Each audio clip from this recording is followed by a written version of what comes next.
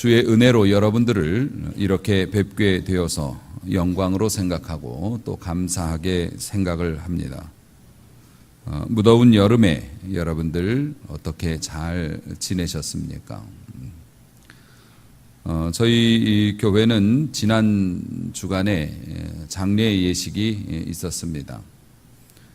우리 사랑하는 가족을 하늘나라로 보내는 장례 예식을 치루었고 또 제가 그 예식을 집례하였습니다. 장례 예식 중에서 그 화장장에서 유골을 수습하는 그 순서가 있었습니다. 가족들과 함께 화장이 끝난 유골을 수습하는 그것을 이렇게 지켜보고 있는데 아마 그 가족들도 못 보셨을 겁니다. 저만 이렇게 봤을 건데요. 그 제가 유리에 딱 붙어 있어서 이렇게 봤는데 그 유골을 수습하는 그 유리창 바로 그 밑에다가 깡통을 하나 이렇게 놔뒀어요. 요만한 깡통을 놔뒀고 그 깡통을 보니까 거기에 그 나사 아시죠? 나사못 그리고 이 철판 쪼가리 거기에 나사들이 4개, 3개씩 박혀 있는 그게 뭔지 여러분들 짐작이 가십니까? 여러분들 허리 수술하면 허리에다 박는 그 금속 물체들입니다. 화장을 하면 그것들은 이제 타지를 않기 때문에 분리되어져서 이거를 고철로 이렇게 깡통에다가 다 모아놨더라고요. 그 나사 하나가 얼마짜리인데요, 그렇죠? 한 사람이 몸에다가 그 쇠를 박을 때는 그 쇠를 박기로 결심할 때까지 극심한 고통에 시달리고 병원이란 병원은 다 찾아다니면서 수년의 세월을 허비하고 결국 안 되어서 그 몸에 그 무시무시한 쇠붙이를 박습니다. 그리고 그것이 회복되기까지 근 1년간을 몸을 조심해야 하고 약을 먹고 그 이후에도 항상 불편하게 살아가죠. 그 쇠조각을 보면서 사실 그 조각 하나하나가 다 그런 사연이 있었던 거 아닙니까? 귀하게 여겨졌고 노심초사했던 그런 흔적들인데 마지막 때가 되니 이게 누구 것이 누구 것인지도 모르게 그저 고물로 깡통에 수북이 담겨 있는 것을 보면서 인생의 무상함을 그렇게 깨닫게 되었습니다. 성경이 말하기를 인생은 질그릇과 같다고 그렇게 말씀하셨습니다. 깨어지기 쉬운 그릇이라는 의미도 있고요. 그리고 투박하다는 의미도 있고 그렇습니다. 사실 아무리 예쁘게 화장을 한다 한들 여인들이 결사적으로 숨기고 싶어하는 그 쌩얼이라는 거 있지 않습니까? 아무리 예쁜 사람도 사실 감추고 싶은 곳이 있는 거고요. 숨기고 싶은 것이 있고요. 어떤 권력자, 어떤 사람이라도 그가 가지고 있는 약한 부분이 존재하는 것이 사람입니다. 그래서 사람은 쉽게 깨어집니다. 물질에 깨어지고요. 병에 깨어지고 심지어는 아내의 말 한마디에 남편이 깨지기도 하고요. 남편의 눈빛 한 번에 아내가 깨지기도 합니다. 그런 연약한 인생들이고 밖에 나가서는 호령을 하고 뭐 그렇게 행세를 하지만 또 그의 뒷면에는 말 못할 어려움과 약점과 고민이 있는 것이 사실 우리 모두의 삶인 것 같습니다. 그래서 우리 모두는 보살핌이 필요한 것이지요. 그래서 하나님께서는 우리에게 가족을 주셨습니다. 가족은 정말로 서로가 서로에게 보살핌을 주는 소중한 존재이고 하나님의 선물이죠. 그래서 결혼을 하지 않으시는 분들을 보면 걱정이 많습니다. 물론 못하는 것도 있겠지만 이 가족이 있어야 외로운 인생길에서 서로를 섬기고 보살펴 줄 수 있을 텐데 참 고마운 일입니다. 가족이 하나가 병들면 다른 한 사람의 삶을 다 쏟아부으면서 죽기 살기로 보살펴 주죠. 하나님이 주신 큰 선물입니다.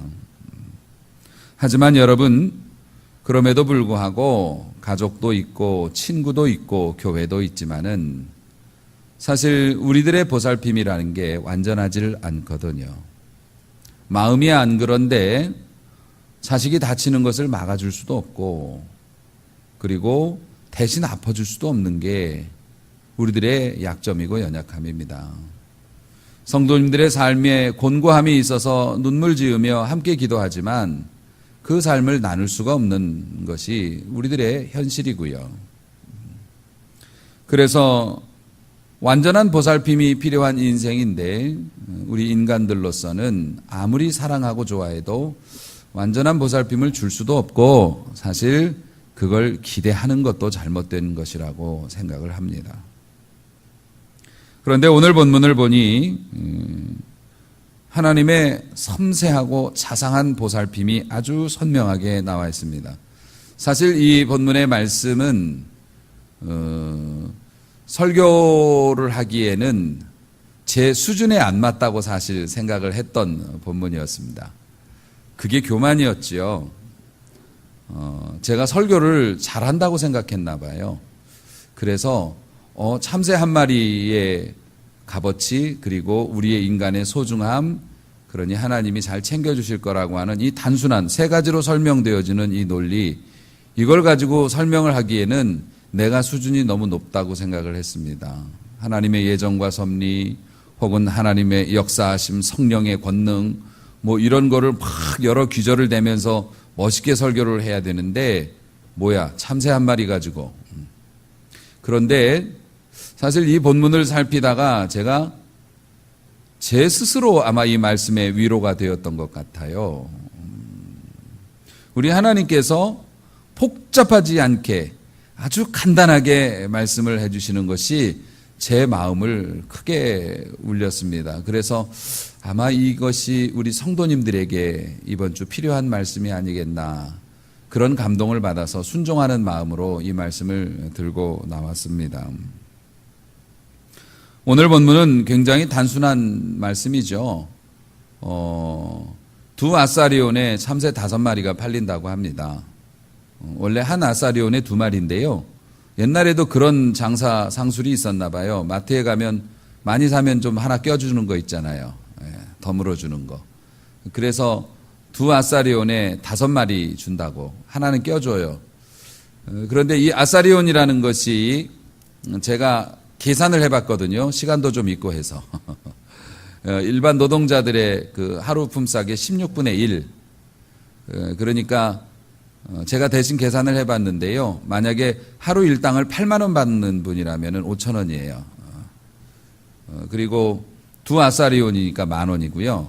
10,000원에 참새 5마리. 그러니까 한 마리당 2,000원. 그렇게 계산이 되더라고요. 물론 뭐 적은 금액은 아니지만 그 참새의 그 잡기도 되게 어렵고, 참새 고기가 비싼 이유가 잡기가 어렵지 않습니까? 그런데 옛날에도 그렇게 참새를 잡아서 팔았던가 봅니다. 한 마리에 2,000원 정도. 그리고 이제 나라마다 화폐 이건 다르겠지만 어쨌든 값싼 10,000원에 5마리니까요. 그런 싸구려로 팔려가고 심지어 덤으로 한 마리 껴주는 그런 참새. 우리 주님께서 그 참새를 말씀하고 계시는데요. 참새 5마리가 두 아사리온에 팔리는 것이 아니냐. 그러니까 팔리는 것을 보고 있지 않느냐. 너희가 알고 있지 않느냐. 그런데 하나님은 그 하나도 잊어버리는 바 되지 아니하는도다. 그걸 다 알고 계시고 하나님께서는 그걸 다 챙기고 계신다라고 말씀을 하셔요. 그런데 참새는 한 마리 한 마리로 기억하시고요. 여러분들은 머리카락 하나까지도 세시면서 여러분들을 신경 쓰고 계신다. 이게 다예요. 오늘 본문의 말씀이. 너희는 두려워하지 말라. 많은 참새보다 귀하다. 성경이 이렇게 말씀하고 있습니다. 사실 사랑하는 성도 여러분, 오늘 본문이 우리에게 가르쳐 주시는 것이 무엇입니까? 너희의 값어치를 좀 잘 알았으면 좋겠다. 하나님이 말씀하시는 거예요. 우리들의 값어치. 성경은 인간의 값어치를 무엇으로 보고 있습니까? 우리가 어떤 값을 가지고 있는지를 알려면 하나님이 우리를 어떻게 대접하시는지 보면 알 수 있겠죠. 하나님께서는 우리를 구하시기 위해서 독생자 아들을 이 땅에 보내어 대신 죽게 하시고 그 값을 지불하고 우리를 사셨습니다. 그거 믿으시지요? 믿으시기 바랍니다.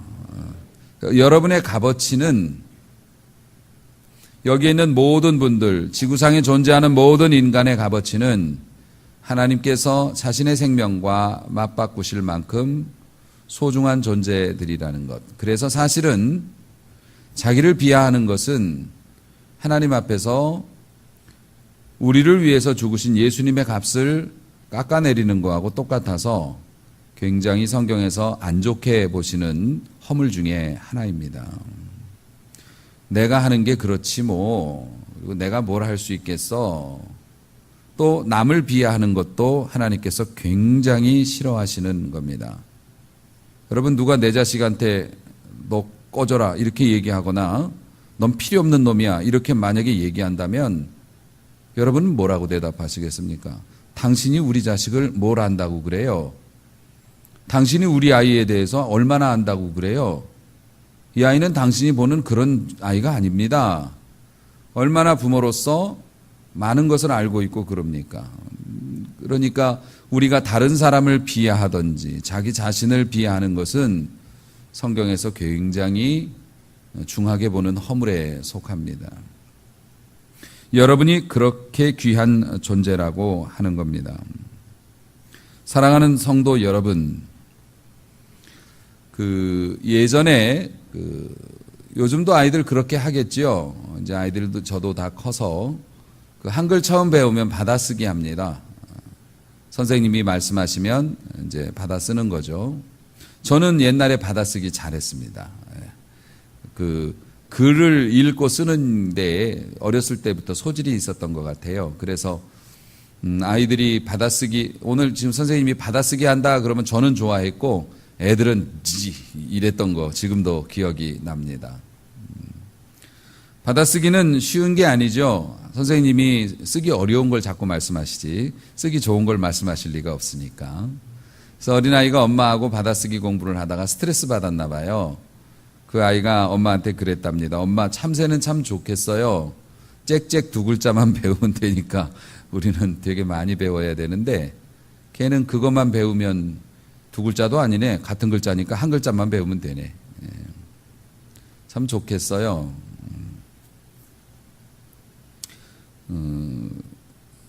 우리가 하나님 앞에서 세상을 살면서 말을 잘 못할 때가 있습니다. 말을 잘 못한다는 게 말재주가 없다는 게 아니라 할 말 못할 말을 가리지 못할 때도 있고요. 좀 도움되라고 한 말인데 오히려 역효과를 일으키기도 하고 말의 실수가 많기도 합니다. 또 여러분 짹짹대는 거 들으면 되게 시끄럽습니다. 우리가 시끄러운 소리를 할 때도 있습니다. 입술로 사람과 하나님 앞에 허물을 이렇게 얻는 경우가 굉장히 많습니다. 저는 그렇게 생각합니다. 사실 제가 은혜 받았던 게 그 부분이었거든요. 참새를 기억하시고 아끼시고 확인하시고 사랑하시고 하나님의 섭리 아래 있다.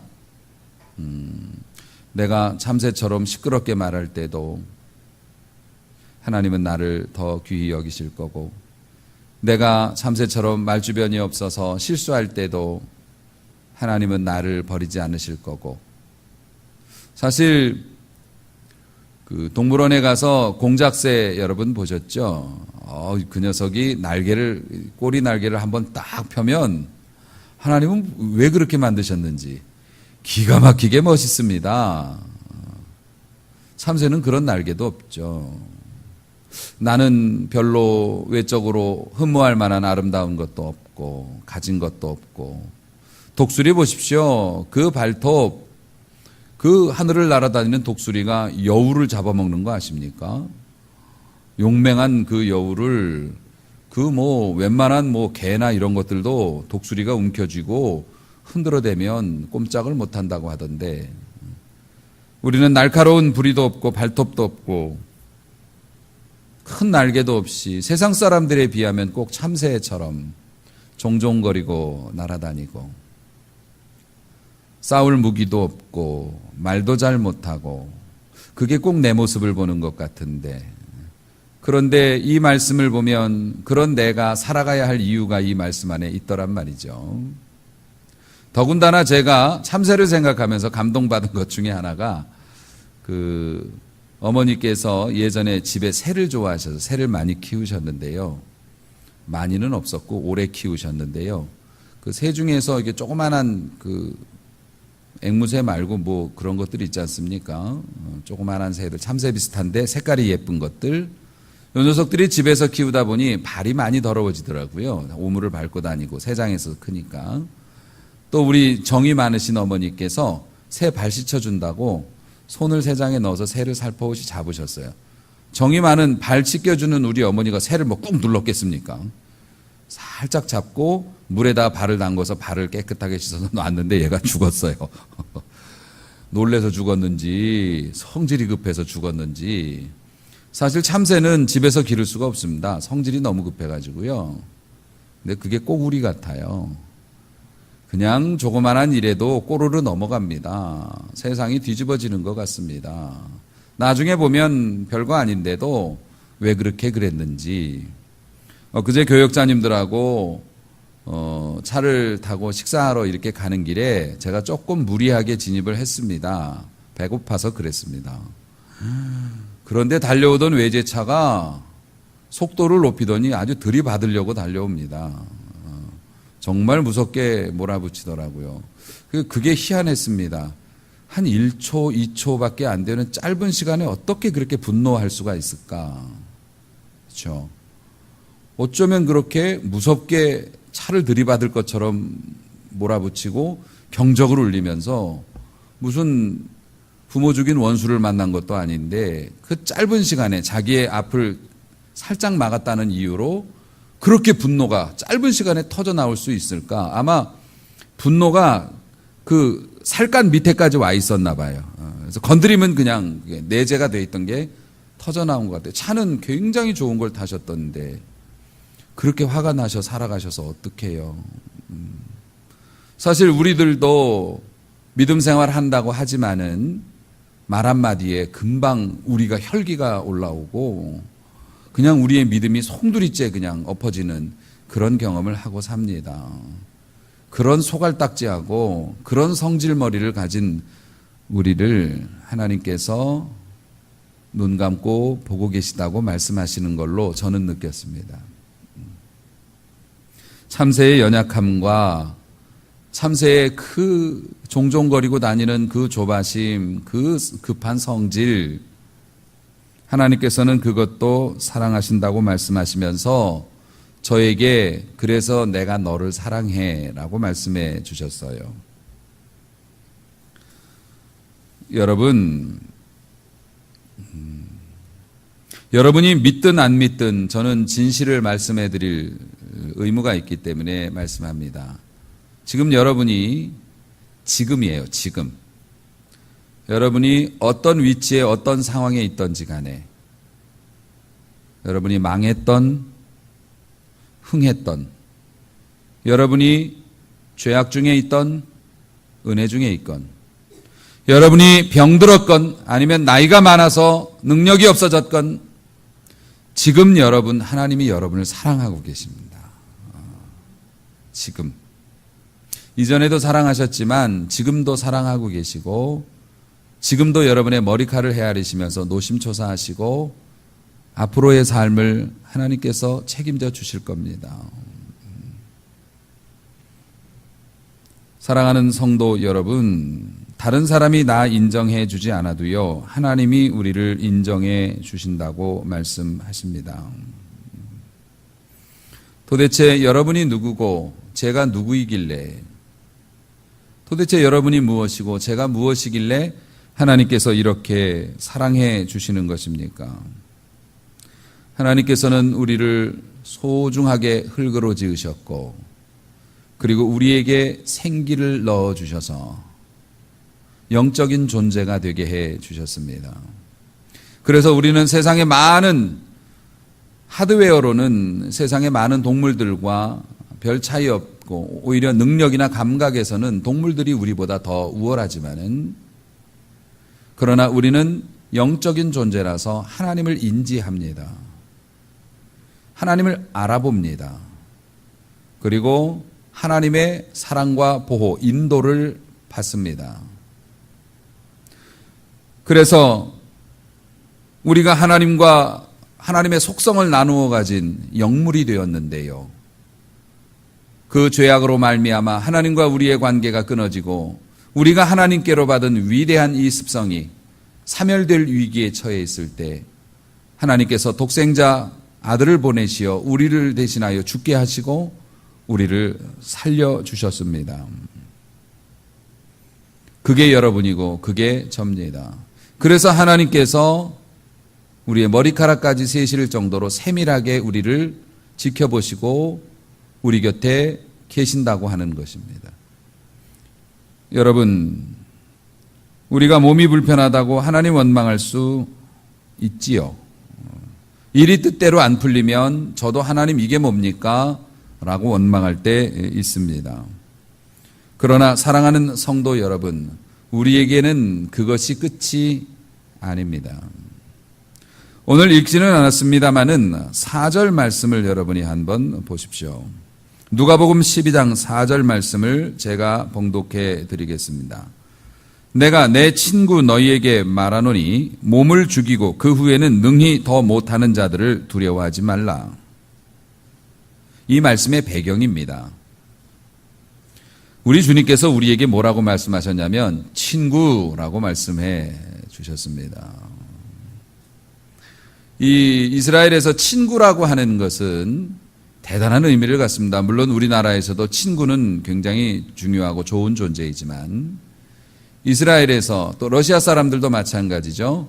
공개적으로 이 사람이 내 친구라고 인정을 한다면 그 사람을 위해서 모든 것을 할 수 있다라는 것을 선언하는 것과 보증과 똑같습니다. 그래서 저 사람이 저 사람 친구래. 그러면은 신용이 같아지는 거예요. 그 사람과 신용이 높은 사람하고 신용이 같아져요. 그래서 그 사람 믿고 저 사람 친구니까 저 사람하고 똑같을 거라고 생각하고 서비스를 제공합니다. 우리 주님께서 우리를 친구라고 말씀하시면서 심각하게 사실 말씀하신 거예요. 오늘 본문이. 뭐라고 말씀하시냐면 몸을 죽이고 그 후에는 능히 더 못하는 자들을 두려워하지 말라. 우리 천국으로 가신 우리 박화영 집사님도 그러시고 저희 어머니 아버지도 그러셨고 사실 임종 전에는 위중하기 때문에 병원에서 약들을 많이 씁니다. 그래서 뭐 주렁주렁 매달려 있죠. 생명을 유지하기 위해서 그리고 또 뭐 체크하기 위해서 기계들도 매달아 놓고 뭐 한참 위중할 때는 막 손이라도 한번 잡으려면 그 호스를 걷어내고 잡아야 할 정도로 그렇게 많이 매달려 있습니다. 그런데 딱 소천을 하시고 나서 소천하신 이후에 이렇게 보면은요, 간호사들이 와가지고 제일 먼저 하는 게 수액들, 호스들 다 걷어내는 겁니다. 참 그것이 매달려가지고 많이 불편하고 힘들고 그랬는데 저희 어머니도 많이 고생을 하셨을 때 뭐 이런 것들 막 관리하고 이랬는데 딱 숨지시니까 와서 다 빼고 예쁘게 뭐 똑바로 눕기도 힘드셨거든요. 항상 옆으로 누우셔야 했고 그런데 이제는 똑바로 누워서 그래서 제가 어머니 다 정리하고 나서 어머니께 그런 이제 말씀을 드렸죠. 어머니 이제 똑바로 누우셨네. 이제는 약 안 맞아도 되네. 그럼요. 죽은 자한테는 돈 내라고 얘기 안 합니다. 죽은 자한테는 약을 쓰지도 않습니다. 죽은 자한테는 세상이 이제 못합니다. 병이 그 몸을 죽였지만은요, 죽고 난 이후에는 우리의 영이 남아있잖아요. 그 영한테는 세상이 권리주장을 못합니다. 심지어는 큰 죄를 지었어도 사람이 죽잖아요. 죽으면은 여러분 많이 들어보셨을 거예요. 뉴스에서 공소권 없음.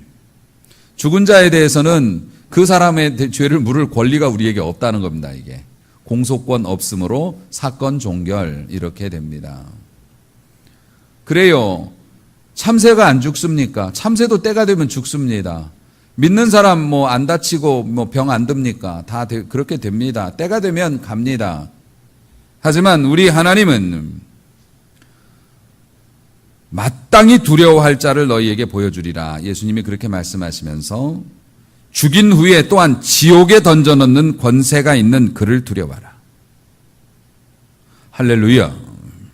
세상은 몸이 죽으면 더 이상 할 게 없습니다. 공소권이 없고 주장할 것도 없고 해드릴 것도 없습니다. 그런데 하나님의 나라에서는 그 몸이 죽은 이후에 그 영혼을 지옥에 던져 넣으실 수 있다고 합니다. 우리가 두려워해야 될 존재는 사람이 아니라 하나님이시라는 겁니다. 우리는 그렇게 믿고 살고 있어요. 우리의 육신은 우리의 영혼이 잠시 이 세상에 머무는 동안 쓰는 집이고, 이게 낡고 허물어지게 되면 장막이라고 표현했듯이 이걸 벗어놓고 본 고향으로 돌아가는 것이기 때문에, 사랑하는 성도 여러분, 우리는 돈이 있어야 하고 건강이 있어야 하고 평화로운 환경이 있어야 한다. 물론 맞습니다. 하지만 그보다 더 중요한 우리의 영혼을 능히 지옥에 넣으실 수 있는 그분을 우리가 잊지 말고 살아야 해요. 그런데 그 권세 있는 분이 우리를 머리카락 개수까지 세시면서 사랑하신다고 그렇게 말씀하는 겁니다. 그러므로 사랑하는 성도 여러분, 우리가 하나님 앞에서 살아가면서 잊지 말아야 할 것 있습니다. 하나님께서 이 참새의 비유를 왜 우리에게 주셨느냐면은 그 결론이 8절입니다. 그리고 9절입니다.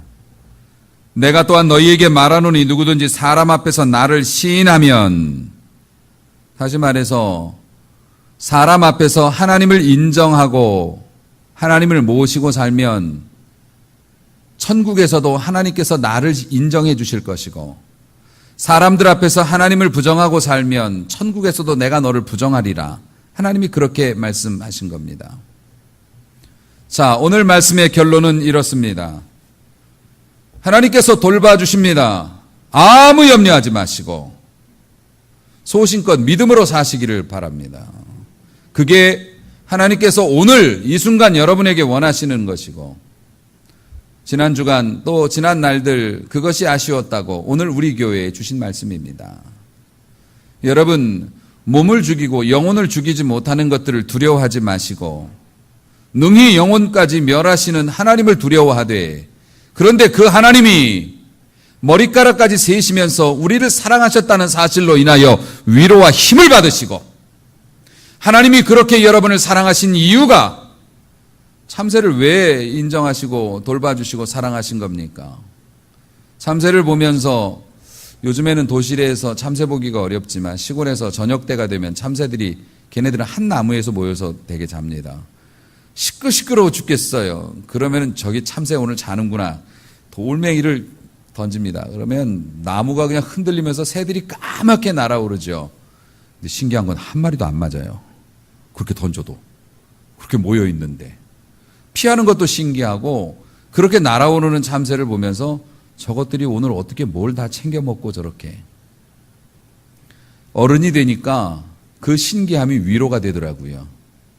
저 많은 새들도 다 알아서 먹고 보면 뽀송뽀송하고 아주 몸단장 잘하고 잘자리도 있고, 그런데 뭐 이거 좀 안 됐다고, 내 생각에 가능성 없어 보인다고, 뭐 하나님이 계시네 안 계시네 이러고 살 것인가.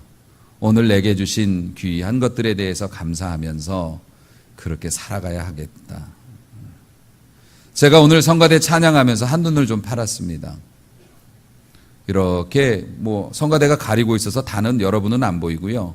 여기 요렇게 보고 요렇게 보고 우리 교회 그랜드 피아노도 있고 드럼도 있고 뭐 보니까 뭐 잡다한 게 많아요. 그런데 여러분, 여러분의 집에 가서 한번 가만히 보시면 한번 둘러보세요. 굉장히 많은 물건과 여러분의 소유물들이 있습니다. 그런데 우리는 뭐에 스트레스를 받냐면 그거 사고 싶은데 그게 품절이야. 혹은 그거 사고 싶은데 조금 비싸. 나는 왜 그게 없지? 이걸 가지고 스트레스를 받고 있는데요. 하나님께서 그동안 우리의 삶에서 허락하신 것들을 보면 기가 막히죠.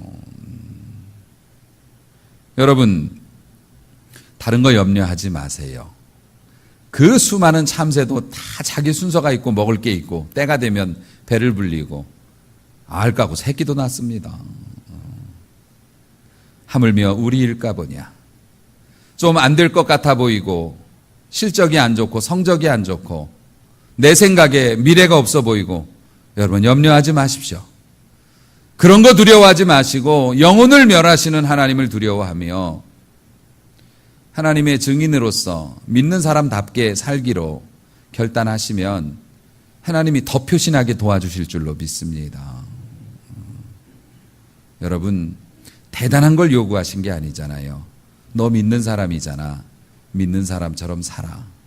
여러분, 그렇게 사시면 우리 하나님께서 엄청나게 도와주시는 것을 확인하면서 즐거울 텐데요.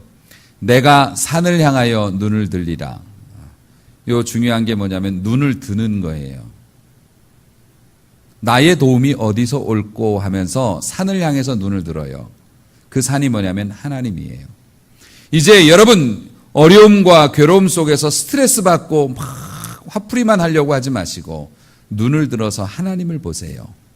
이 모든 게 하나님의 손 안에 있습니다.